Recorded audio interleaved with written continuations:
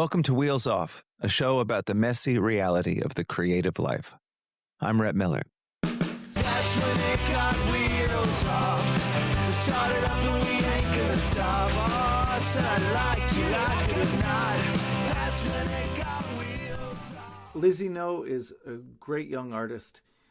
She's about to be opening for the Old 97s on our East Coast tour in late March and early April 2026. I can't believe it's 2026. And she's a wonderful interview. You guys are going to love this.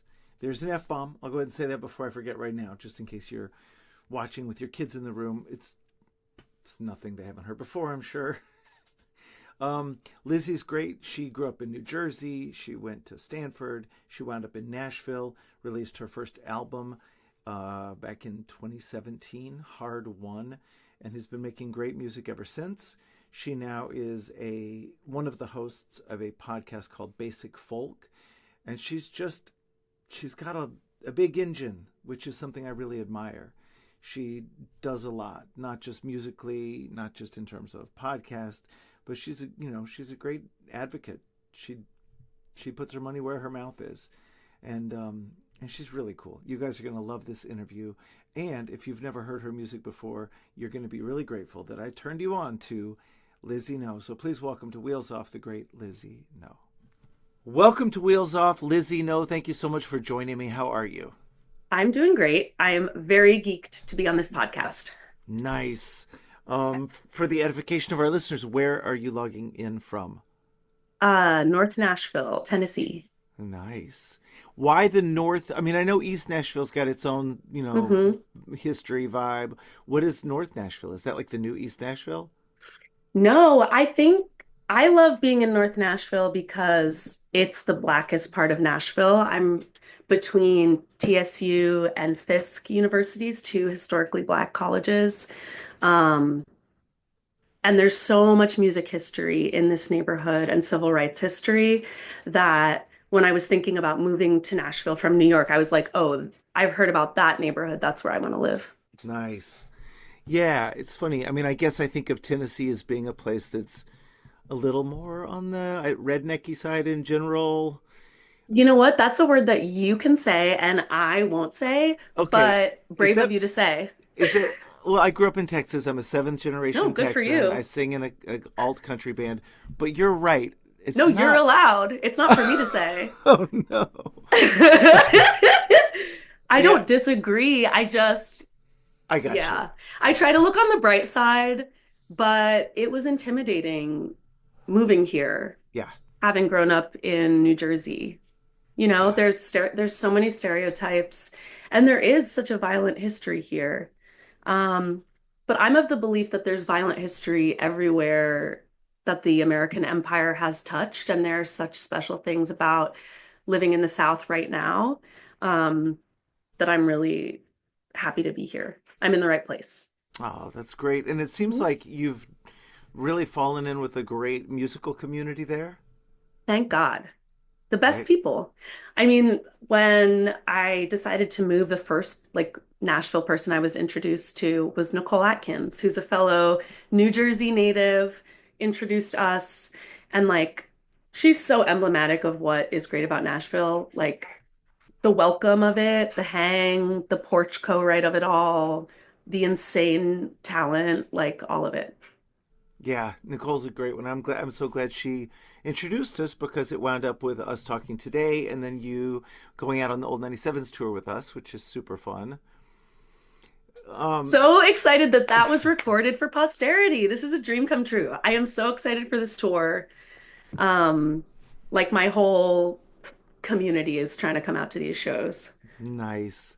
So what are you working on right now and how does it light you up?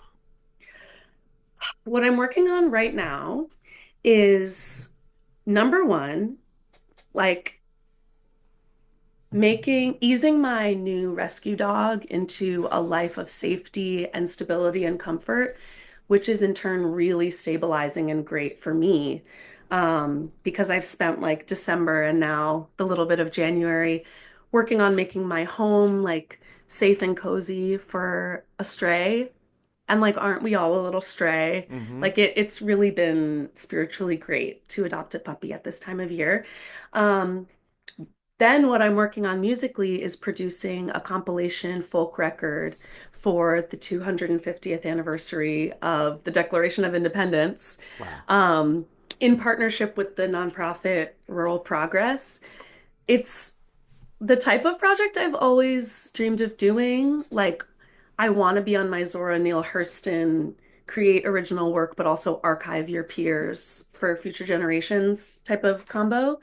And rural organizing came through with the support and like the vision and idea of having a recording project that would commemorate Americans from all walks of life at this time in history. So I go out to Valparaiso, Indiana, later this week to start recording.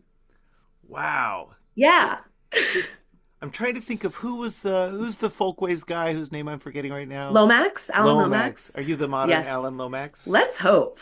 But I'll do it my own way. Yeah, we have like Nick Shoulders, Olivia Ellen Lloyd, Trey Wellington, like some of the coolest like folk and country songwriters, in my opinion, right now, doing like traditional songs from their back, like from their geographical roots, and then original songs. I think Kapali Long, who's at home touring in Hawaii right now, when he gets back, he's going to record a Hawaiian folk song for us. Wow. Yeah, and then contemporary folk songs written by us and kind of done in live takes. The gag is, I don't think America should exist. And so, like, this continent is full of amazing people and incredible traditions that exist, like, in spite of this national project. So, on the 250th anniversary, it's about like reparation and reclaiming for me, which is exciting. Like, how do we do a tribute to the people that are here without having to, salute the flag or pay homage to things that we don't hold sacred anymore? Yeah. That's beautiful. I love that. I mean, this feels like this is emblematic of your approach in general, is like making things that are complicated or potentially negative into very positive things.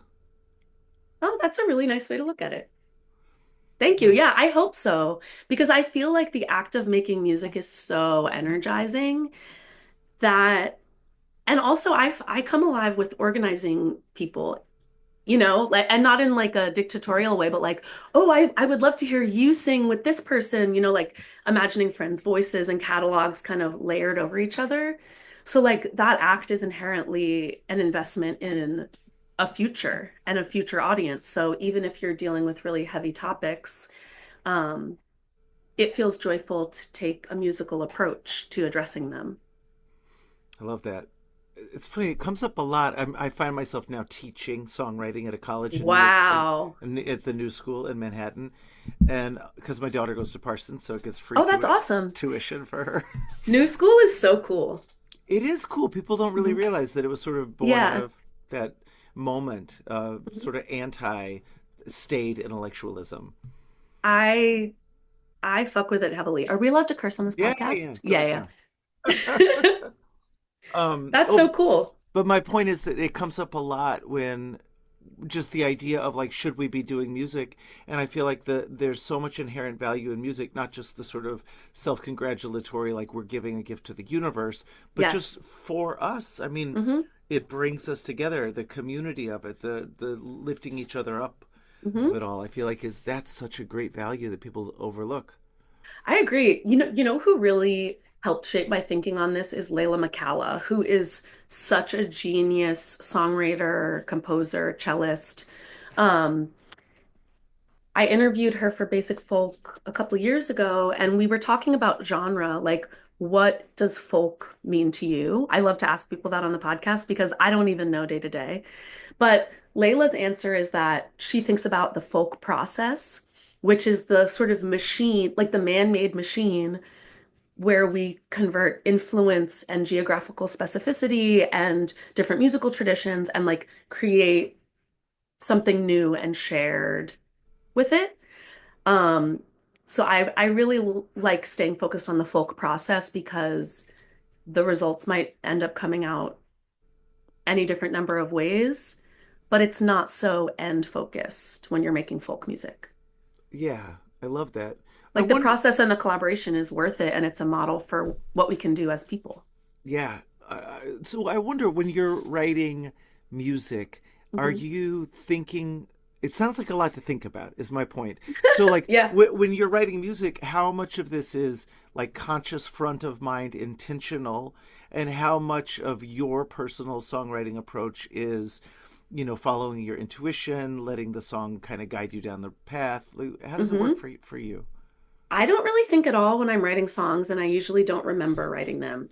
Yeah. Um, but I think that what you feed yourself will come out. You know what I mean? So when I talk about like theoretical or political aims, it kind of is a process kill. It's like politics are the mind killer when it comes to writing, but when it comes to editing and curating, Yeah. and honestly, like what you take in and what you allow to educate you, that's why that matters. Because like I'm going to end up regurgitating and remixing all of the influences that I take in from media and culture and what I read, what I listen to, what I watch, what the world impresses on me. And then like my own internal chemistry and subconscious and spirituality and physical like my physical body is a part of the equation. So like what I make will be unique to me, but it's important to know what you're taking in because you're never just coming up with something out of the blue. Like we're being influenced by culture all the time. Is that was a long-winded answer, but No, I love this. yeah, just to say like the writing process feels very free and usually pretty quick and intense Yeah. and not conscious or intellectual at all. But then sometimes in the editing, So you do believe in and build in time for rewriting and revision and editing. mhm. Usually I like, yeah, definitely. I'm pretty intuitive with it. I feel like I can usually know whether I'm gonna like something, whether it's permanent, whether it's gonna be part of the song forever, but I make sure to revise. Yeah. It's hard. It's hard to know. I mean, the so many things you love, you wind up realizing, oh, I got to cut that. I know. Oh, I know. Do you uh, have like lines like I have like certain phrases or little melodies that I have tried to shoehorn into so many different songs? dude. And like, are they ever gonna make it? What are we gonna do with them? Wait until you're 55. It'll just Ay, be. ay, ay. It is a lifetime. 55, drop the skincare routine, Rhett. What's your Nothing. secret? Just water. Never put anything on Great. your. You know. Yeah. Like Water, sunscreen. And you're a yeah. sober Sally as well, right? I am. Are you? Mm-hmm. Let's Well, go. I'm California sober. I'm a gentle stoner. All right. But the removal of the booze was the big, Yeah. like, health change for me. Yeah, a lot of Been like Nashville 3 years. friends. Oh, that's Hmm. congratulations. That's Thank you. wonderful. And it's not easy to do, especially in a town like Nashville and a job like Oh my ours. God. Yeah. Um, yes. Yeah, This is an industry that is so full of alcohol to its core that, I don't really think twice about it anymore yeah, because it feels so much easier to not have that element yeah. complicating my life. Um, but for a long time, it felt like a big part of the fabric of what I did as a touring musician and as a songwriter. Like identity level. Yeah, and also like key to the process, like Oh, key to the yes. way to the relationships that you form and the like it's such a social industry Yeah. that often like important work gets done over drinks. It's like golf for business people, Exactly. booze for musicians. Yeah, and then do you remember the first moment you sat down to write songs sober? That's a good question. I don't know if I remember I the mean, first moment. I had always written when sober, Yeah. mostly. Like it wasn't like the dominating inspiration of my, like I got a drink to write songs. So I don't think I noticed that shift Okay. but I did.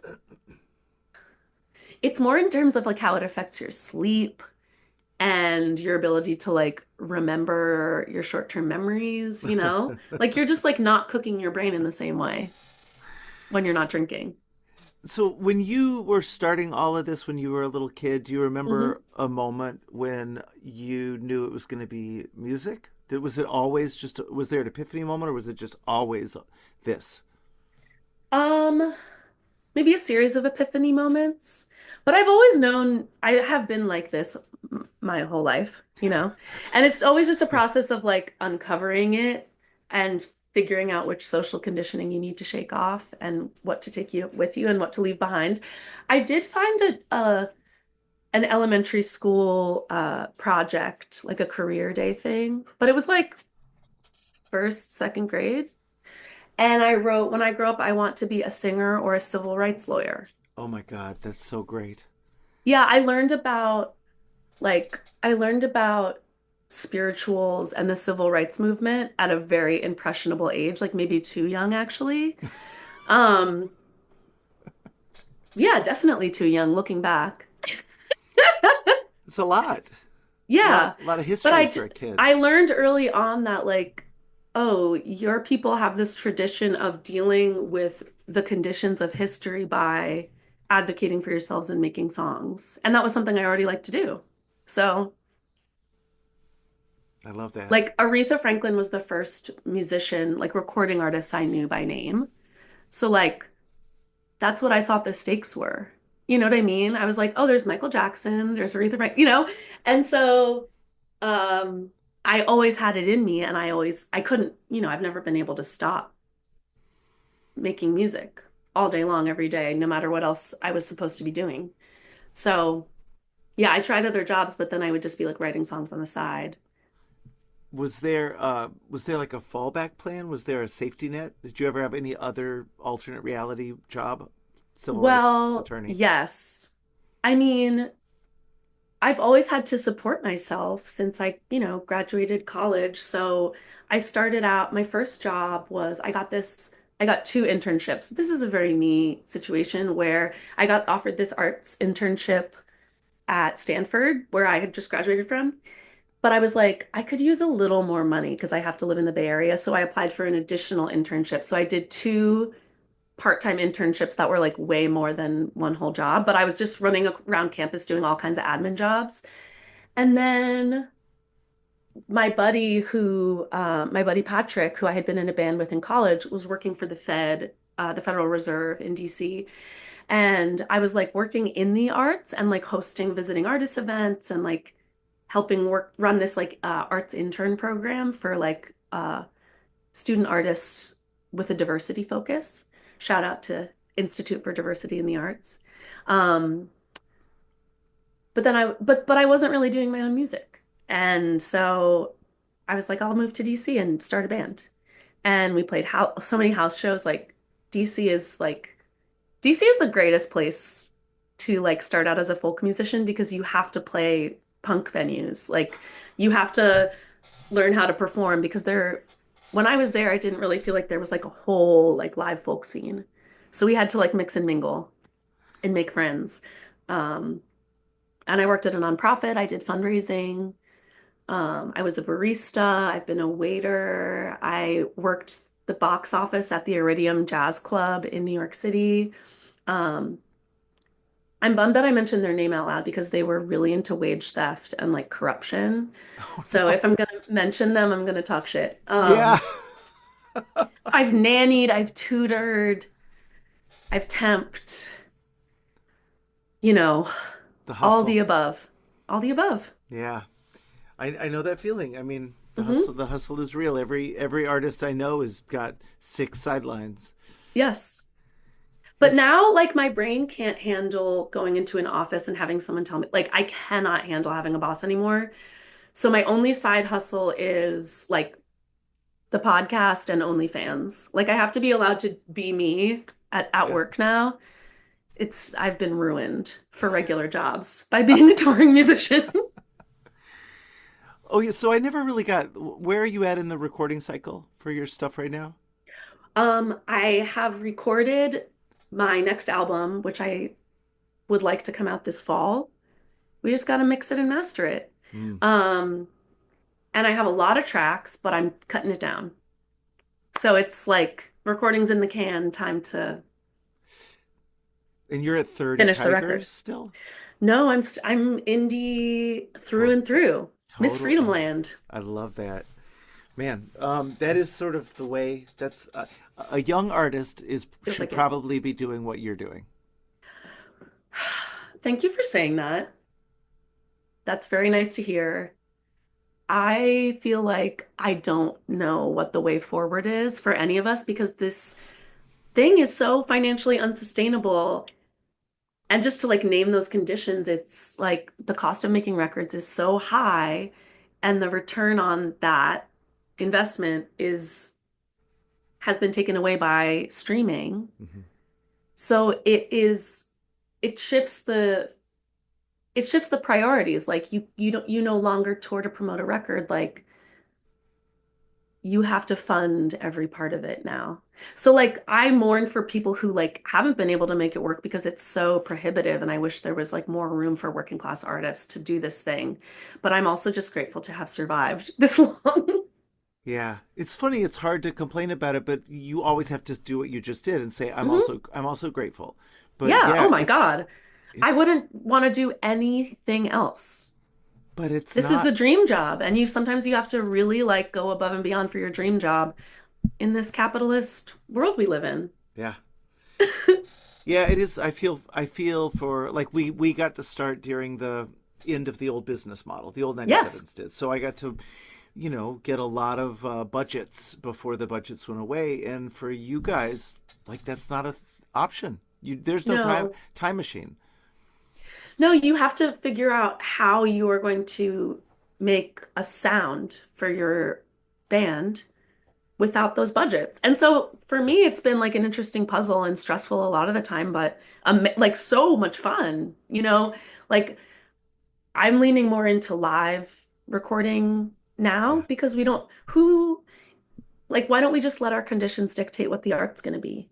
yeah. Let's record what we can afford and trust that the music is going to come out amazing through blood, sweat, tears, and talent? That's like the silver lining for me. Like you have to get creative, and like all generations before us had to get creative in their own ways. So here, this is great. This is amazing. This really feeds into a theory that I've got recently, where Okay, let's if go. if we are being fed perfect music, perfect Hmm. art, whether it's human art that's been, Hmm. like made perfect by the computer Okay. helpers, or it's actually just AI, art. Um, wouldn't there be a movement towards wanting the imperfection of what you're Yes. like a live recording? Yes, and that's on New Romanticism because like Lord Byron and Shelley and Keats went on and on and on about physical things you could touch, see, smell, and how like intoxicating it is to be alive for a short period of time. The like temporariness of flowers, the fragility of life. Look at this paper on which I have written a poem with my own human hand. Like, let's go. Yeah. Let's do it again. Let's do it in folk and country music. Let's like once again fall in love with the sound of a bow on like bow on a string without having it quantized. Hmm. Well, and that's, I mean, I love that. we're talking about us going out on tour together. And Hmm. yes, touring is a way that we can still make money. It's Hmm. one of the few ways. But also, it's the one thing that can't be, replicated by a computer. Yes. Like a room full of people all there for one reason together. Oh, it's beautiful. Yeah, and that's why like when you talk about like having to invest, like the incentives changing, there's really no one's getting rich off of any of this. It's a ritual that we get to come together in a rock club for something that will never happen again. Like that's intoxicating to me. That's why I keep doing it. Not because like I'm trying to make some money. Like it's because oh my God, we get to do a rock show. Yeah. It's it's funny. Maybe and you it almost sounds like you are of this mind. It's almost as if we want to make the money to just get to keep doing it. Like, Oh, absolutely. I yeah. I don't care at all what number is in my bank account as long as I have the freedom to live as I choose, make the art I want, be authentically myself, have adventures. That's what the artist life is. It's like just having the freedom to be in touch with your deep feelings and like craft those and share them with people. That's the gift. It's like I feel like I took like a nun's vow when I decided to do this because it's like I knew that this career was going to not be profitable, probably, at least, likely. And like the schedule and the dynamics of it make it hard to have like a family in a traditional way. So you have to love that thing that you're dedicating your life to. Yeah. You have to love to do it every single day, even when it sucks. Which Thank God brings I me, do. I know, which I feel like you've given us a lot of glimpses into this already, but when you come up against the internally generated obstacles, the Hmm. self-doubt, negative inner voices, imposter syndrome, whatever the things are for you, Yeah. what strategies have you figured out to get beyond those obstacles? Um, I have to move my body. I have to change something physical, because I have never thought my way out of anything. But I could, running, walking, playing guitar, petting the dog, going to see a friend, dancing. You just have to, I feel like I just hit shuffle. I don't, if you think too hard about whether or not you're good enough or what people are going to think, it's the mind killer. God, I love Dune. Yeah, the first two books were great. Maybe three books were great for me. Okay, I only read the first one. Okay, you've got at least one or two more if you want. But yeah, it's great, great book. Okay, that's good to know. I don't want to be disappointed. I would rather cut something off a little too short than like go too long and have it ruined. You know what I mean? Facts, yes, a I never hundred. watched the last season of Glee. Like, I'm not, leave me wanting more. Yes.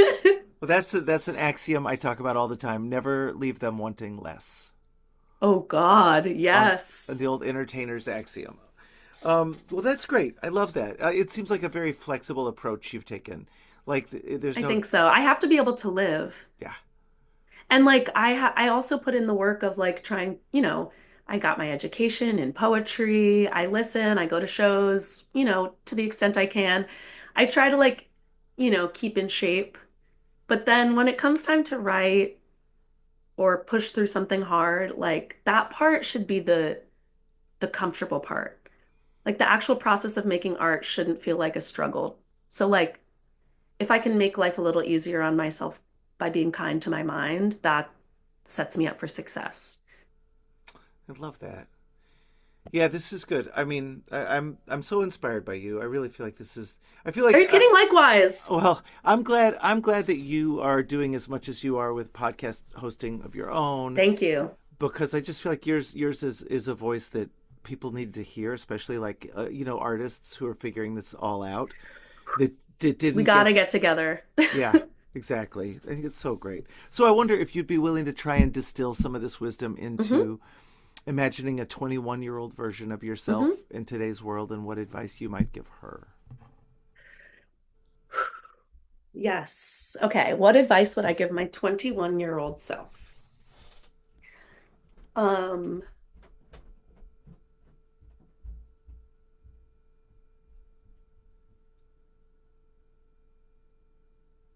the sooner you can treat men's regard of you as an unpredictable element with zero actual value, the sooner you are going to get on with living the life that you want. Take responsibility without adding shame. And you know how to work hard. You get to be happy also. I love this. That's so. That was off Oh the dome. I don't, well, we'll see. no, that's great. That's Check in with me again in another 14 years. yeah. I mean, my daughter is still a teenager, and she, Mhm. and I just the your first bit of wisdom right there, just the historical. Yeah. Anyway, that's When a it whole comes to other your conversation. personhood, your art, everything, like just make choices that you are happy with. It doesn't matter if that journalist liked your song or if that boy thinks you're pretty. Literally put no energy into it. It's none of your business. Just live your best life. Yeah. Mm. It's not easy what you're describing, but it feels like incredibly valuable. A Yeah, goal. energy saving. Yeah. Oh, Lizzie, this is so great. Well, So good to talk to you, and I'm so excited for our tour. I know. Like, it's on my Princess Diana calendar. Let's go. All right. Thank you so much, Lizzie. Great talking to you. Thank you.